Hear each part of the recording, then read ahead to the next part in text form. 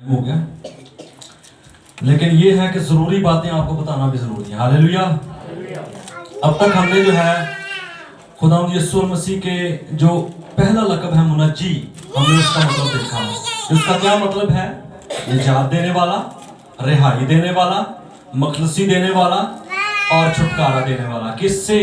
गुनाह से, मौत से और कब्र से। हालेलुया। दूसरे नंबर पर हम देखेंगे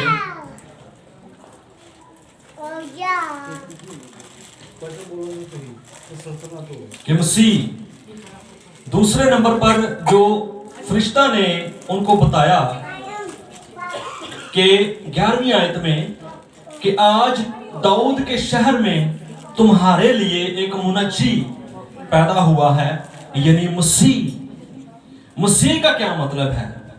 मसीह का मतलब है मसा किया हुआ, मसीह का मतलब है चुना हुआ, मसीह का मतलब है मुकर्रर किया हुआ, मसीह का मतलब है मखसूस किया हुआ। किसी काम के लिए मखसूस किया जाना, किसी काम के लिए मसा किया जाना, किसी काम के लिए चुना जाना, ये मसीह है। यूनानी में इसके लिए क्रिस्टोस, ख्रिस्तोस जिसे उर्दू में भी लिखा गया है बाइबल मुकद्दस में, क्रिस्टोस ग्रीक में लिखा है, मसाया इंग्लिश में, उर्दू में मसीह। यहूदियों की सोच के मुताबिक उनका मसीह कैसा होना चाहिए, मैं उनकी सोच बताने लगा हूं आपको। वो सोचते थे कि हमारा मसीह हमको इस गुलामी से निजात देगा। किस गुलामी से? कैसर अगस्तुस की गुलामी से। वो सोचते थे कि कोई जंगजू होगा, कोई हुक्मरान होगा, कोई फौजी जनरल होगा, कोई जाबर होगा जो कि हमें इनकी गुलामी से निजात देगा। वो ये सोचते थे कि जिस तरह खुदा ने मुल्क मिस्र में अपना हाथ बढ़ाकर गुलामी के घर से उनको शिफात बख्शी, उनको रिहाई बख्शी, उनको निकाला, उसी तरह वो सोचते थे कि कोई मसीहा हमारे लिए आएगा। फिरौन जो है वो मिस्र का बादशाह है, नबूकदनेस्सर बाबल का बादशाह है, कैसर अगस्तुस रोम का बादशाह है। लेकिन मेरे अजीजों, यीशु अल मसीह इसके बरक्स है। यीशु अल मसीह का आना जो है उनकी सोच के उलट है, क्योंकि यीशु अल मसीह इसलिए नहीं आया कि तलवार चलाए, बल्कि वो इसलिए आया कि सुलह करे। हालेलुया। यीशु अल मसीह का आना गो के वो छुटकारा देता है, लेकिन इस एंगल से नहीं जिस तरह के वो सोच रहे थे। वो सोच रहे थे कि इस हुकूमत को गिरा कर अपनी हुकूमत जो है बनाएगा। लेकिन मेरे अजीजों, यीशु अल मसीह हमें गुनाह से, मौत से और शैतान से छुटकारा देता है, इसकी गुलामी से बचाता है। खुदावंद ने ज़बूर 2 में और ज़बूर 110 में जो वादे किए हैं, जिस तरह के बनी इस्राएल कौम का जो बादशाह होता था पुराने अहदनामे में, उसे काहिन जाके तेल के साथ मसा करता था। उनकी भी यही सोच थी कि शायद कोई ऐसा बंदा आए, शायद कोई ऐसा हुक्मरान आए, शायद कोई ऐसा जाबर बंदा आए, कोई फौजी जनरल आए जो कि हमें इनकी गुलामी से, रोमी गुलामी से आज़ादी दे। लेकिन मेरे अजीजों, बताने का मकसद ये है कि यीशु अल मसीह की बादशाहत, उसकी जो है हुक्मरानी ना सिर्फ ज़मीनी है, ना सिर्फ आसमानी है, बल्कि कुल कायनात का वो बादशाह है। उसकी हुक्मरानी की कोई इंतहा नहीं। तीसरे नंबर पर हम देखेंगे कि खुदावंद इस आयत में उसने बताया कि मगर फरिश्ता ने उनसे कहा, डरो मत, क्योंकि देखो मैं तुम्हें बड़ी खुशी की बशारत देता हूं कि आज दाऊद के शहर में तुम्हारे लिए एक मुनज्जी पैदा हुआ, यानी मसीह, खुदावंद। तीसरे नंबर पर हम खुदावंद पर गौर करेंगे। खुदावंद, लॉर्ड, इंग्लिश में लॉर्ड, उर्दू में खुदावंद और ग्रीक में कुरियोस। मैं जब इस जो है वर्ड का मुताला कर रहा था, कुरियोस का, तो बड़ी एक दिलचस्प बात मेरे जहन में आई। मुझे खुदा के पाक रूह ने बड़ी दिलचस्प बात सिखाई कि इब्रानी में जब पुराने अहदनामा में हम गौर करते हैं तो खुदा ने अपने लोगों को जब अहकामात दिए तो उसमें से एक हुक्म यह भी था कि तुम खुदावंद अपने खुदा का नाम बेफायदा ना लेना। और मेरे अजीजों, बनी इस्राएल कौम खुदावंद की ताजीम और तकरीम को बरकरार रखते हुए वो इस नाम को जो कि खुदावंद का खास नाम है, यहोवा नाम है, उस नाम की बजाय वो अदोनाई का इस्तेमाल करते थे, ताकि कहीं ये हुक्म ब्रेक ना हो जाए कि हम कहीं बेफायदा ना ले लें। और आज हम अपने आप को देखें कि हम किधर हैं। हालेलुया। और उनके कल्चर के मुताबिक खुदावंद का नाम बेफायदा नहीं लेना चाहिए। इब्रानी में अदोनाई इसके लिए इस्तेमाल करते थे और ग्रीक में कुरियोस। खुदावंद इसका क्या मतलब है?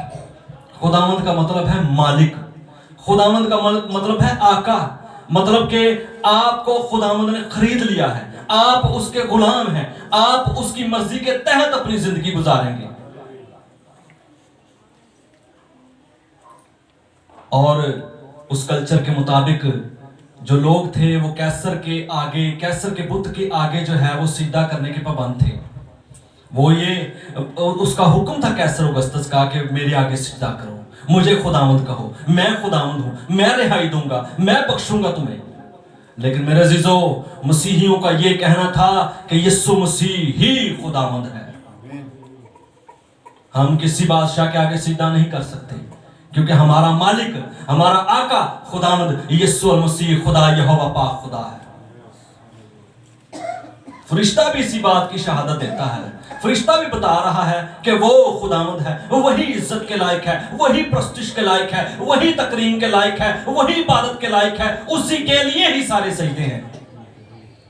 मेरे अजीजों, आज हम अपनी जिंदगियों पर गौर करें कि आया हम अपनी जिंदगी अपनी मर्जी के मुताबिक तो नहीं गुजार रहे। हमारी जिंदगी का मालिक कौन है? आप खुद हैं मालिक या कि खुदा है? आप खुद अपनी जिंदगी को चलाते हैं, खुद अपने फैसले करते हैं, खुद अपने आप को जो है सीधा करते हैं, अपनी ख्वाहिशों को सीधा करते हैं, या कि खुदा को सीधा करते हैं? यीशु मसीह आपकी निजात का मंबा है या नहीं, ये फैसला आपने करना है। अपने गुनाहों से तौबा करके नए सिरे से आप पैदा हुए हैं या नहीं, ये फैसला आज आपने करना है। मेरे अजीजों, यीशु मसीह के आने का मकसद क्या था? उसके आने का मकसद यही था कि सब लोग जितनों ने उसको कबूल किया, उसने उनको खुदा के फर्जंद होने का हक बख्शा। वो चाहता है कि मेरा बेटा, मेरी बेटी जहन्नम में ना जाए, वो मेरे साथ बादशाही करें। हालेलुया। आपके ख्यालात, आपके अल्फाज, आपके अमाल ये बताते हैं कि आपकी जिंदगी का मालिक कौन है। आप खुद हैं, या कि आपकी ख्वाहिशें हैं, या कि पैसा है, या कि खुदावंद खुदा है। एक मिसाल मैं आपको देना चाहूंगा। एक शख्स डूब रहा था, एक नहर में एक शख्स डूब रहा था, और पास से एक कार वाला जा रहा था। वो पुकार रहा था कि बचाओ बचाओ, मुझे बचाओ। कार वाले ने गाड़ी रोकी, उसने पानी में छलांग लगा दी और उसने उसको बचा लिया। मेरे अजीजों, उस जो डूबने वाला शख्स था, उसने अपने बचाने वाले की कदर ना की कि मुझे जिंदगी मिली है, नई जिंदगी मिली है। उसने जाके तो जो है फिर से गुनाह किए, उसने एक कत्ल कर दिया। पुलिस आई, मुकदमा चला, अदालत में गए और उसको सजाए मौत सुनाई गई। एक दिलचस्प बात यह है कि जज की जो कुर्सी पर बैठा था ना जो शख्स, वो वही शख्स था जिसने उसे बचाया था, कार वाला शख्स। गुरूर में उस शख्स ने कहा कि अगर तूने मुझे मौत की सजा ही देनी थी तो उस वक्त क्यों बचाया? आपके ज़हन में भी सवाल होगा कि अगर सजा ही तो होनी थी, मरना ही था, तो फिर उस दिन क्यों बचाया? मेरे अजीजों, तो उस शख्स ने बड़ी खूबसूरत बात कही। उसने कहा कि उस दिन तो तू बेयार मददगार था, उस दिन तो लाचार था, उस दिन तो डूब रहा था, और मैं उस वक्त बतौर नजात दहिंदा वहां पर आया और तुझे बचाया। लेकिन आज मैं जज की कुर्सी पर बैठा हूं, आज मैं मुंसिफ की कुर्सी पर बैठा हूं, आज मैं आदिल की कुर्सी पर बैठा हूं, तो बतौर तू मेरे सामने मुजरिम है। तो मेरे अजीजों, इसी तरह मसीह यीशु अपनी पहली आमद में बतौर मुनज्जी, बतौर नजात दहिंदा आया, बतौर छुटकारा देने वाला आया, बतौर मखलसी और रिहाई देने वाला आया, और उसने हमारी खातिर दुख उठाया, उसने हमारी खातिर मार खाई, उसने हमारी खातिर सलीब उठाई, उसने हमारी खातिर कांटों का ताज पहना, मसलूब हुआ और वो मर गया और वो जिंदगी गुजारी जो कि हमको, मुझे और आपको गुजारनी चाहिए थी, रास्ते की पाक जिंदगी। लेकिन मेरे अजीजों, हमारी खातिर उसने वो मौत ले ली जो कि आपको और मुझे आनी थी।